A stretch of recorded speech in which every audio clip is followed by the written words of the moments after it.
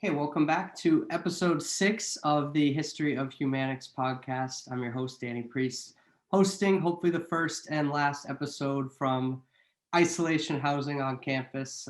But special guest today, near and dear to me, definitely the humanics professor who I know the most throughout this series. That would be Marty Dobrow. Marty, all the way back in 2014, 2015 now. Must feel like a long time. It's beginning to, absolutely. And best wishes for you, Danny, as you spring out of this challenge, as you have fallen prey to this awful thing, but you seem to be doing it with such a good spirit, and it seems like your health is rebounding. So hope that continues. But yeah, very happy to join you, and certainly always happy to talk about humanics, the beating heart of Springfield College. So it's absolutely great to be here. Awesome. Yeah. So I wanted to jump right in. I think most people listening probably know you on campus for your involvement with our major, COSJ. So running through the list, you're probably one of the few or the only people to be named Distinguished Professor of Humanics with kind of a journalism background attached to it, which is definitely unique now that we've been through 44, 45 of these different people to hold that. So did having that kind of background come in with you, kind of mold the way you wanted to run things and get things going within your years being Distinguished Professor of Humanics? Like, how did that kind of play into what you wanted to ultimately do? Yeah, I think it did. I think I think every humanics professor comes at it from his or her own perspective. That's what breathes life into it. And for me, the journalistic and the writing approach, I mean, that's the way I think of the world. That's the way I put the world together. And so it was natural for me to make the humanics experience flow from that. And so what did that mean? Basically, I think that for me, the contribution that I've tried to make at Springfield College, I mean, I know I'm a tiny piece of the big picture here, but for me, what I have always been fascinated with is trying to uncover hidden pieces of history and to find their relevance to today. Those are the things that I love to write about. And so that became really a core part of what I think was a fairly ambitious humanics year. And that was about really trying to breathe some life into two big institutional stories that I think are central to our identity at Springfield College. And one is the story about Martin Luther King and the commencement speech. And that's now a pretty well-known story at Springfield College. I didn't discover the story by any means, but I did excavate it and continue to, I think, with a certain ardor. I'm fascinated by Dr. King, and by that moment of his coming to Springfield College in 1964, I've made the case that I think it's the most important day in Springfield College history. And we know the particulars of it, fascinating details about this sort of two big obstacles. First, all of the attempts to get Glenn Olds, the president of Springfield, to disinvite Martin Luther King, and a sort of moment of truth for Dr. Olds, who was a really quirky and fascinating visionary man. And he ultimately stood tall and did the right thing. And then the secondary drama that in the commencement was June 14th, 1964, and Dr. King was arrested in St. Augustine, Florida on June 11th and was in jail on the 11th, 12th, and 13th. So it was unknown whether or not he would be able to make the trip. So that in micro form was this sort of fascination there. And it's just, I think it was a huge day, an amazing speech, well worth listening to. And it was right at the height of Dr. King's fame and right at the height of the civil rights movement. Just a pivotal moment, not just in campus history, but US history. So that was one story that I really wanted to share deeply with the campus. And there's obviously a lot more to it. The second one was about Tom Waddell. And Tom Waddell, established as arguably the greatest athlete in Springfield College history. He was class of '59. the three sports that generally don't go together: football, gymnastics, track and field. So great at each of those. And he, obviously is most known for track and field, where he was a member of the US Olympic team in 1968 in the decathlon. And ironically, we are recording this interview on February 18th in the afternoon, which is, in a few hours, we are having the Martin Luther King Lecture, an annual tradition, which is, this is the 8th of them. Dr. Cooper introduced this and asked me to give the first one, which I was honored to do. Today we have Tommie Smith, who was one of the Black Power sprinters on the medal stand in '68 and a teammate of Tom Waddell's. And Tom Waddell, to his great credit, spoke up very forcefully for both of those Black Power sprinters.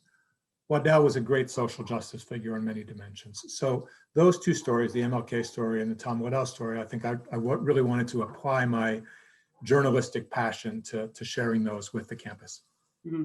It's interesting too, because a lot of the projects are like tangible things that people work on, at least through the first 5 episodes of this, whereas like what we do, we kind of get to tell other stories to a broader audience. So it's kind of a shift from what we've been used to on this episode. And I think that's kind of the point too, when it comes to humanics, getting all those different perspectives to look at things. Yeah, I think that history is important. I think that it affects who we are. We are all products of our upbringing, of our heritage. There are such important lessons that we need to learn from history, and certainly when we don't learn those lessons, we pay a big price. And that happens within our individual stories, within the campus story, within the national story, internationally.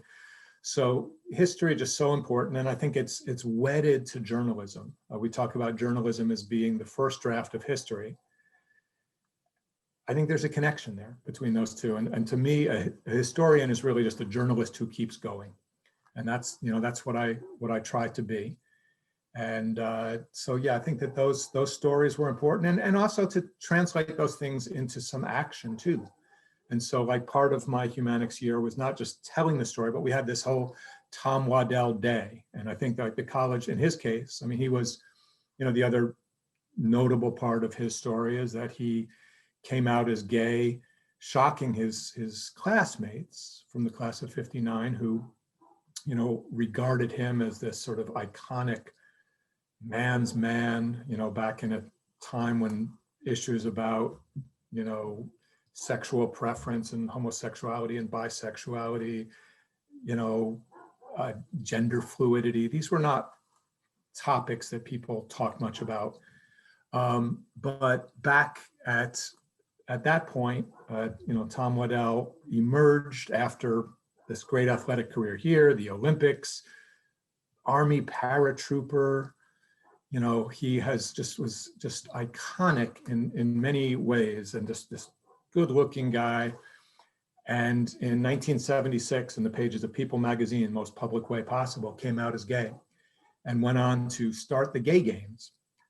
And Springfield College back then kind of didn't know what to do with Tom Waddell, right? I mean, I think it was a good-hearted, well-intentioned place. Springfield College always has been, but it just didn't really add up for a lot of people. And he was not, for instance, let into the Athletic Hall of Fame for a few years, which is absurd based on the fact that he was this monumental athlete. And there were lots of ways in which the college, I think, had insufficiently honored him. And so I really wanted to elevate his story, to make it public. We did this large day in his honor. And then what has flowed out of that in the years since is this annual tradition that we have called the Sports and Social Justice Symposium, where we have brought together, I think, two great traditions at Springfield College, sports and social justice. And we've had a number of just fantastic speakers around different dimensions of that. We had Justine Siegel, who was this, is this, incredible leader in terms of women's baseball for girls and for women. We had Bilquis Abdul Qadir, we had Justin Zook, all of whom represented sort of different dimensions. This year, thrilled to announce that in April, we're going to have Tom Waddell's daughter will be back for this. And that's an amazing story that she has, because Tom Waddell gay man connected with Jessica Lewenstein, lesbian woman, started the gay games together. Both wanted to be parents and conceived this child, Jessica. Tom Waddell died of AIDS when Jessica was just 3. And she has this astonishing story about getting these tapes, these cassette tapes in the mail, like 25 years later, that someone had found that were her dad talking to her. And so that's a story that she's going to be able to share with that. So that's kind of a nice way, I think, in which the Humanics year has sort of continued to be paid forward and to, for, not just me, but a number of other people who have a bent for these things to help move things forward. Yeah. In so many ways. I mean, there's so many people, students, faculty, staff, our college administration has gotten behind these social justice issues in such a great way over the last few years. I think the energy for these issues is just terrific on campus now. Yeah, that's exciting. We're breaking news on this podcast. Absolutely. It's fun. Yeah, but kind of sticking with the theme a little bit. So you mentioned MLK already, and I thought when I went back and watched your lecture, one of the things that jumped out in the early part of it was you had described your mom's reaction when he got assassinated, which it's hard for me to picture that, I think, just because it was so long ago, and like I'm sure it was much different for people who kind of saw him in action. But do you think that was the day he kind of became a source of inspiration for you and your interest drew to that area? Because the way your career went, you covered sports for a long time, you covered those UMass teams, and now your writing has kind of pivoted almost entirely towards social justice and that sort of department of things. So was that kind of the moment? Because that was like, that story in itself definitely stood out watching. Yeah, I mean, I think it baked it into me at a young age, although, I had a lot to learn. A lot of the things that I value now, I wish I had valued more earlier. I should have been more aware. But yes, I think there are lots of interesting coincidences about my connection to Martin Luther King that I regard really only as coincidences, but I think that they still matter. Like, I mean, for instance, my parents, both of whom still alive, are 2 native New Yorkers. They somehow saw fit to have me be born in the South, in North Carolina, because my dad was in the Army at Fort Bragg at the time.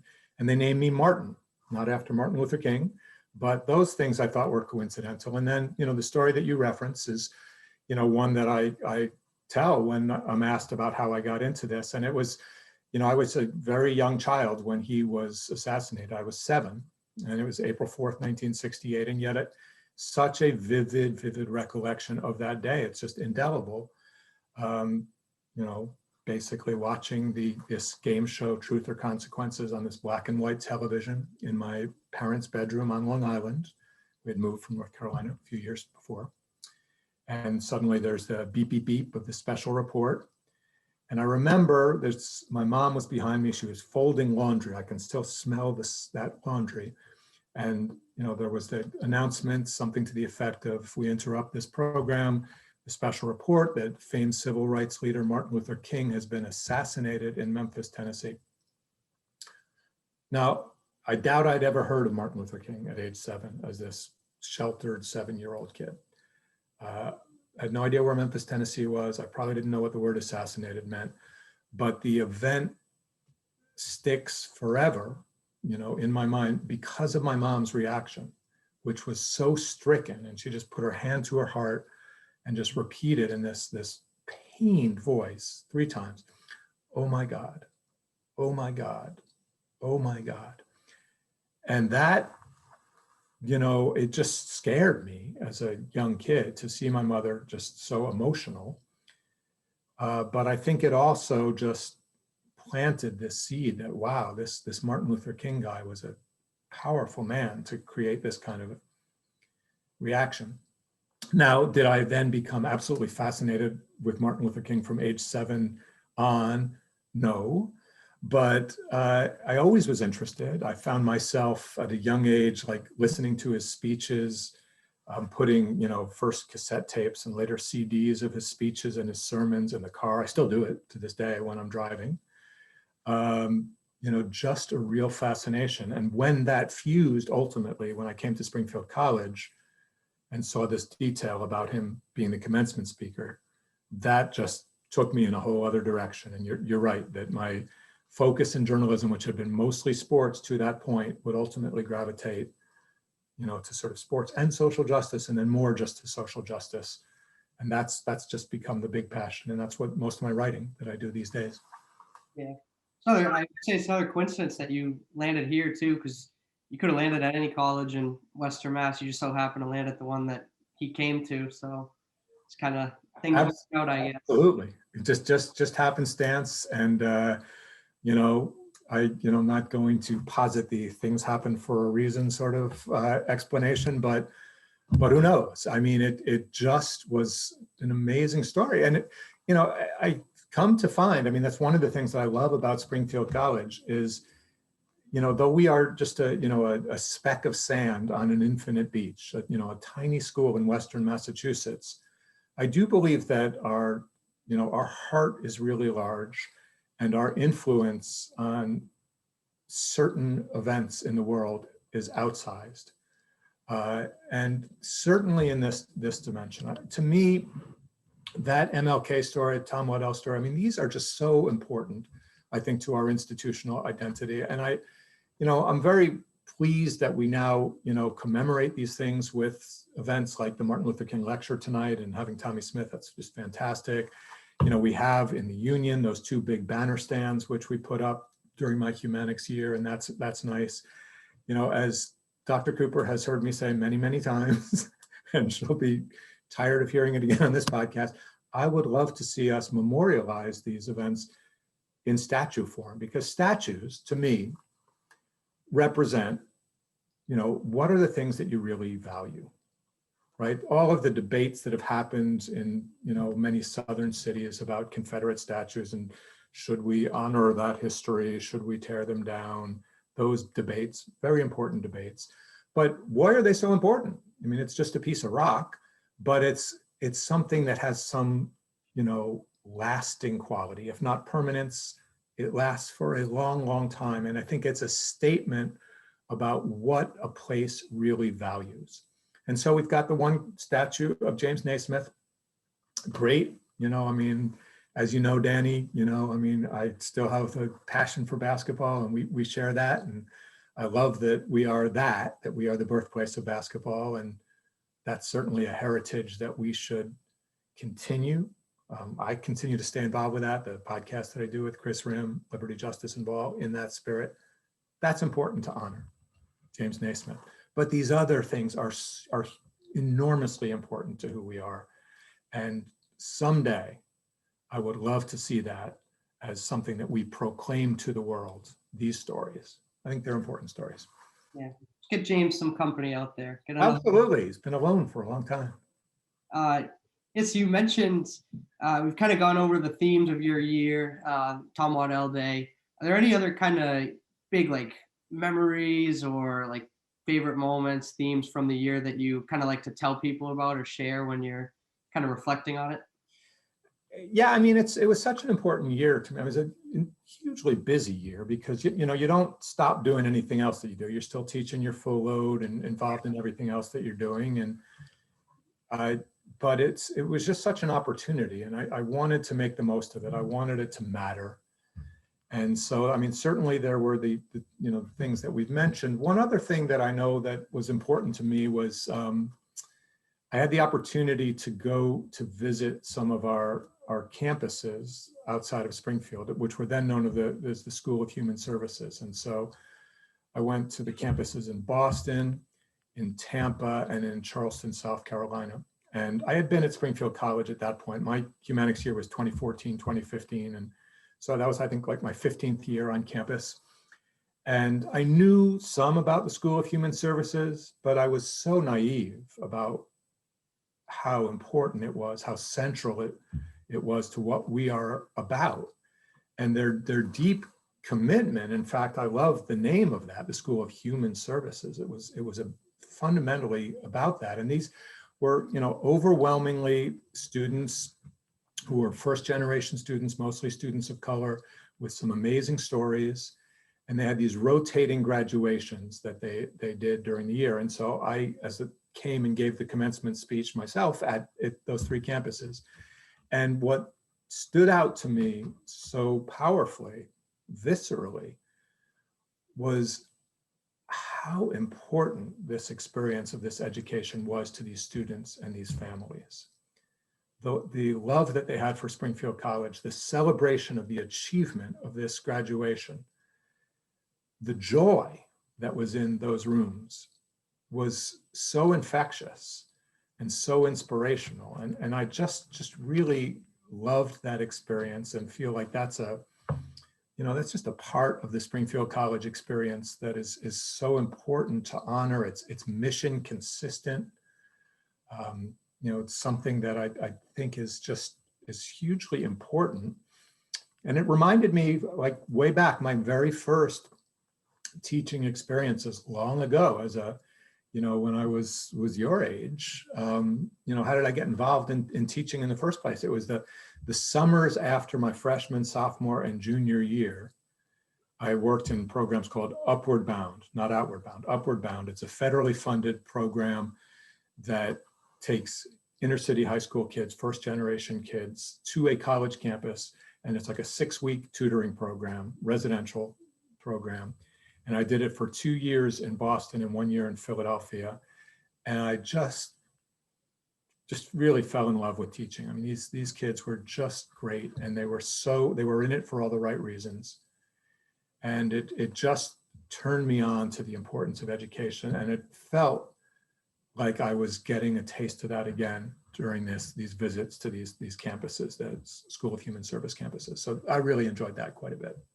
It's cool. I didn't know about that at all. I didn't know you got the chance to do that. Just out of curiosity, those campuses that aren't here, do they look anything like the Spain one here? Like, how's the setup at the other? Not at all. No, I mean, it's and there have been quite a few changes. The name has changed, the focus of the schools have changed. I mean, we retain some of that, but there have been other forces that have been at play at Springfield College that have changed this. But those campuses, were often, they would find some building to rent. There were campuses where students would come in. It was weekend college, so people were working full-time jobs during the week, and then they would come in, and they would, so it was, and in the inner city, and sometimes like we'd be involved in some service activities. I know I did like a Humanics in Action Day down in South Carolina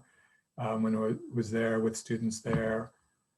So it was not, you don't have the sort of regal brick buildings, right. A quad. It's not a residential campus, but it was just a, really inspiring experience for me, and something that I want the college to retain and to honor. And the Humanics thing, we want to spread the word far and wide. We've got a good thing going, and I think we'll try to do it in the biggest way possible. Yeah, definitely. If I know you, I'm sure after you got picked, you probably went back and did some research and looked at things that have been done in years past. So were there any like particular people or Humanics kind of moments in the 15 years you were with the school before you actually got named as Distinguished Professor of Humanics that you kind of saw and wanted to emulate? Like, was anything kind of a big draw of inspiration for you outside of those factors you already knew you wanted to kind of work with? Well, to a degree, yes. I mean, I certainly, when I was named, I mean, I was still in this kind of like mid-career professor at that point, and I was curious. I'd gone to almost all of the Humanics lectures in the years before I was named, and that was always sort of an expectation among faculty back then that we would go. They don't seem to be as well attended these days. I would love to see that tradition be revved back up. I think it's important. I know Peter Polito's name has come up a lot, and he is someone I think you'll really enjoy interviewing. I mean, Peter is just in this very quiet, unassuming, gentle way, has been this lion of humanics, and, you know, created the Humanics in Action Day, and just, you know, continues to serve the institution years after retiring with the Friends in Humanics Scholarship. I found that enormously inspirational. Margaret Lloyd, who is a friend of mine and was the department chair when I came in, a long time the department chair of what was then the humanities department, did this. I mean, her humanics year was before I came to the college, but I remember reading with great interest her lecture, which was about soulful leadership and leading with soul. And it was just beautifully written and beautifully conceived. And I thought that was also quite inspirational. So those are two that really stood out to me. Yeah, that's cool. It is interesting to look back and see how it kind of varies and changes from year to year, because there's like never one person has the same take on what they want to do. Like sometimes the topics might overlap a little bit, but the way it's done is always completely different. Yeah, and I think that's the vitality of it, is that people bring themselves and their hearts into it. Mm-hmm. You know, humanics professors, there are lots of people who have contributed mightily to Springfield College who are not humanics professors. You know, humanics professors don't have a monopoly on the institution or on loving the institution or doing good work for others by any stretch of the imagination. That said, as a group, I think the humanics professors are people who have a very deep love for the college and, you know, a passion for what it stands for, and have found a resilience and renewed way of breathing life into humanics. You know, a word that I'm always sort of amused by, because it's, you know, as I've said in the past, this is not something that you find in almost any dictionary. And, you know, I think I had in my humanics lecture, that was one of the things that I remember talking about, just like looking at the page in the dictionary, our Webster's Springfield, Massachusetts made dictionary, where would it be? And it would be right there with, you know, words like humane and humanity and human and all these central things to our existence, but also the word H-U-H, as in, what is this? And that's, you know, that's a big question about humanics. What is it? And it's really something that I think we continue to define. But anyone who has showed up on Alden Street and spent, you know, more than a week or two here, you know it when you see it. You know, yeah. you can feel it. You can smell it, you can taste it. I know you can't smell it and taste it right now because of other reasons, but hopefully in a week or so you will be able to, Danny. I hope so. I was gonna let you off without asking this question, but I can't help but ask every guest, how did they tell you when you were gonna become professor of humanics? What was the scare for you, if they scared you? Yeah, it was, I mean, it was a big surprise. Dr. Wild was then the provost, and a very intense woman who, you know, I really had a good connection with. I mean, she was just a quick thinker. But when she calls you in, it's just a little unnerving. And so I was called into this meeting, not really knowing what it was about. And she let me know. And this was, you know, at a moment of, you know, a historical transition at the college, because Richard B. Flynn, Dr. Flynn, was the president of the college, but was outgoing at that point. His last year, I guess, was the year when I had been selected. And so I became the first humanics professor under Dr. Cooper's leadership, which, again, purely coincidental, but, you know, I was pleased that it would coincide, and that, because I think, you know, I regard her as such an important figure in the, you know, the social justice trajectory of the college, you know, not for nothing as the first female president that we've had, but also someone who has really gotten behind so many of these initiatives and things that have really flourished, and her, her hiring, minting a new position, the vice president level for inclusion and community engagement with Dr. Calvin Hill, who has been a tremendous boost to the college, a great personal friend of mine and someone with whom I have partnered on a number of really meaningful initiatives in this realm of social justice, including, doing some alternative spring break trips together. So I think that's been a huge thing that she's done. I love the way that she, stood behind the student groups this past fall when we had that protest, which was it's a great Springfield College moment to just sort of see her right there with these student leaders and listening to them, just really expanding. And so we always need at Springfield College to do two things well in terms of this. One is to be proud of the things that we're doing well and when we're living the mission, and to feel good about that and acknowledge that, but also not to become so convinced that that we are so good that there's not a ton more work to do. That can be a danger, the complacency of the quote unquote good person, because there is rent to be paid. There is, for the privilege of being here and having the advantages that we have in this life. And let's face it, advantages that are parceled out unevenly, and that there are certain groups that are, have, certain privileges that come just by dint of membership with that group. And as a white male, I've been the beneficiary of a number of those things. But there's work to be done. And so both are true. Let's be proud of all that we've done and all that we stand for. And it's been, Springfield College has a reason to be proud. The fact that our athletic teams are known as the Pride, I think it's symbolic, it's important. Yes, that's true.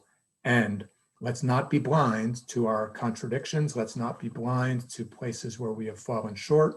Let's not be blind to areas where there is still work to do, and let's get after it and do it. Right. Yeah.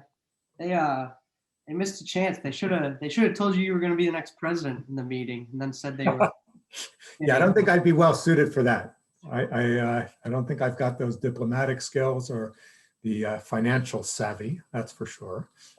All right, couple more questions, and I'll let you go. I wanted to ask, because as we look back now from the perspective we've had, and we've kind of touched on it a little, but we haven't gone deep on it.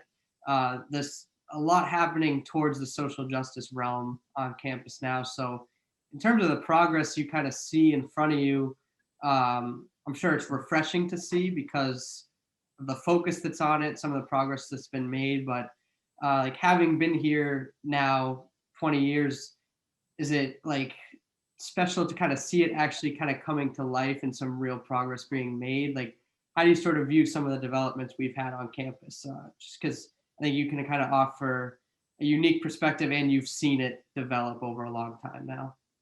Yeah, so I mean, again, I would say, it's a glass half full, half empty, but maybe a little more than half full at this point, because I do think there have been some great strides, mostly student-led.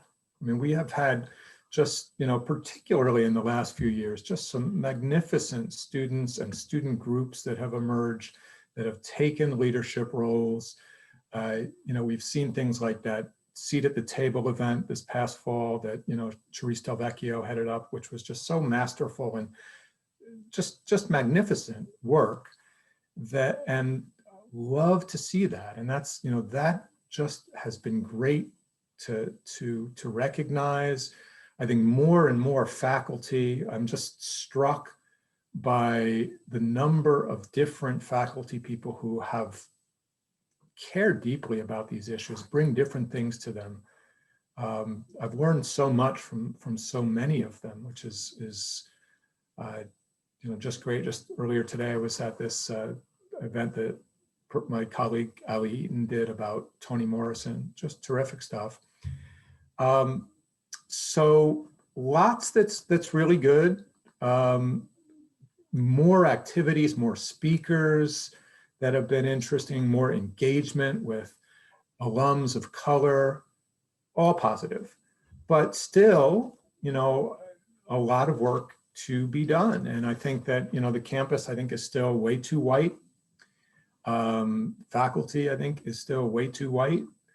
I think that we need to prioritize diversity.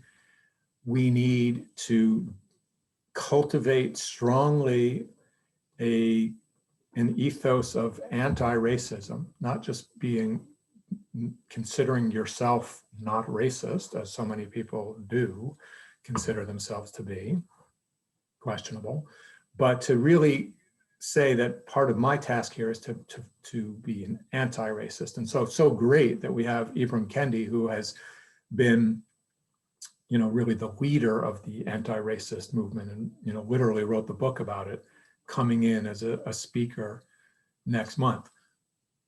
So yeah, there's definitely some really good stuff. And I mean, speakers this semester, unbelievable. I mean, Tommy Smith tonight, Ibram Kendi next month, you know, Tom Waddell's Daughter the next month. I mean, this is just fantastic. And we need to keep it going, because why? You know, we talk so much about leadership at Springfield College, right? To be, quote unquote, leaders in service to humanity. Such a lofty statement and beautiful words.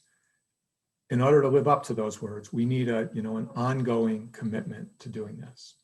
Mm-hmm. And I am seeing good energy, and I sure hope we can sustain it. Yeah, I think a slightly underrated aspect too is we've been doing this now for almost a year virtually. So I feel like once the campus opens again and everyone's here and we're kind of operating a little more normally, you can even build more momentum, because you can start to have all these events be in person. I think connections are made a little bit better that way. So I feel like that can only be a positive too, as it factors in. Absolutely. I mean, this is, you know, I mean, COVID has visited such a challenge on everyone. It's been, you know, across the globe. I mean, there's no one who has been unaffected by this, and it's, you know, I mean, the toll of suffering is just monumental, you know, across the world, deeply in our own country. I mean, we're approaching now 500,000 deaths, which is just, you know, staggering. And, you know, lots of people with ongoing symptoms, and, you know, the financial hit of this has been significant, and the academic hit has been significant. But I do think that our college has, for the most part, has risen to the challenge very, very well. You know, I know that our student newspaper group is just a tiny piece of the puzzle, but my goodness, I really want to encourage anyone watching or listening to this podcast to just check out the work of this group of students, which has just been so good. And you've so many people who are really oriented towards a lot of sports coverage. And this year, where there's been almost no sports, has just reinvented themselves and has done some just consistently terrific work. And I don't know when we launch this podcast officially, but I know that next week is a big week with the newspaper issue on Black Lives Matter special issue, and some great stories that you and some of your fellow students have been writing and sending in, which I've just loved to see. Yeah, we get some awesome Black alumni from this school. I have some no doubt really cool stories, so it'll be fun. Last thing, it's a little bit of a tough question to kind of answer quick and on the spot, but just take it whatever way you want. But if you could kind of do your humanics year over, like if you were named professor again this year, how would you kind of run it in tune with everything that we've been able to do on campus this year and kind of the whole social climate right now? Because like this year that we've had kind of falls right in line with what you did. So could you imagine yourself kind of changing things? Like I could see maybe you would work with student groups a lot. Like, do you have any thoughts there? Yeah, I mean, I think a lot of things that I did back in 2014, 2015, I would probably do a lot of the same stuff. I would like to think that I've learned some things since then that I've become, a bit more awakened to some of these issues. Still have a long, long way to go with that. I think that I would like to tap into modern technologies more effectively than I did back then. That's been certainly a growing edge for me. And I think that students like you, Danny, have really impressed upon me how much social media can really magnify a message and amplify a message. And so I think that's something that I would definitely rely on more deeply, because I think it's important. There was a time in my own trajectory where I was, I just think, not as open to that as I really should have been, and just sort of looking at Twitter, for instance, as just being too light and too oversimplified, and I didn't know that I didn't see as much value in it. And I saw certain political figures with whom I disagreed vehemently were using that format in such a way that, but that was naive in some sense on my part, because people who use it really well and use it for, in very positive ways to further messages, important messages, are tapping into something that's important. So that's something I think I would definitely try to do better. And I think I probably also would like, if I were to be doing it now, to tap into some of the student voices, let students speak this, because I've learned so much from our current group of students, and it's so interesting to me. I mean, we take something like, for instance, the podcast with Chris, the Liberty, Justice, and Law one. I've just learned a lot from working with him and from listening to him and getting his perspective on things. And when I am able to silence myself, which I'm not always so good at, but when I, it's just so important, just listen. And so I think that's something that I would, if I had the chance to do it again, I think I would try to bring those voices more to the table. Fortunately, those voices have been bringing themselves to the table. That's true. And they've been so eloquent, so persuasive, that it has, forced us all to listen and inspired us all to act. That's a gift. Yeah, it's amazing how much things can change so fast, like 6-7 years. Just stuff Absolutely. Change quick. Yeah, but before we sign off, I'll turn it over to you to tell the people who preceded you as the humanics professor, and just give a little introduction there, and we'll be all set. Absolutely. So yes, I took the baton from Dr. Carol Mitchell, and I know Carol well because she was a colleague of mine in what was then the humanities department, a professor of English, a friend of mine, and someone who, her great passion is for film and the stories that are told through film. And so that became the focal point of her year as humanics professor. And it was pretty cool that it's one person throughout the entire faculty who's a humanics professor. And here we were sort of back to back in our little building in Weiser Hall. So that was a very enjoyable transition. And I think it will be fun for you to talk to Carol. I'm sure she will be delighted to talk with you. And I look forward to seeing that podcast as well. Yeah, should be good. I appreciate your time. And if people want to check out the lecture, anything else you did, I'll link all that stuff and give some information below. But definitely interesting. It was interesting for me to watch it because I hadn't seen that before my time. So it was interesting to look back on and listen to. Glad you enjoyed it, Danny. Thanks, and thanks so much for doing this series. I think it's been great. And to me, what's so important about it is that I know for myself, and I think I speak for all the humanics professors in this, that you put a lot of your heart and soul into this year. It's a year where you're just taking on this big extra thing, and just you want it to be meaningful. And hopefully it is at the time, but then it sort of, it passes. And, maybe someone years later goes back and listens to the lecture or reads, I did these like humanics newsletters. Maybe, so, they're in the archives with Jeff Monso, but mostly, people aren't thinking about that. Mostly I'm not thinking about it. But what's so nice that with this podcast is it's giving a more enduring life to the work that humanics professors have done. Some people have done some great work. Again, I was 1 year of a project that's, decades long now. And there have been other great contributions. And this is going to allow a lot of people, I think, to learn quite a bit. So thanks so much for doing it. Got it.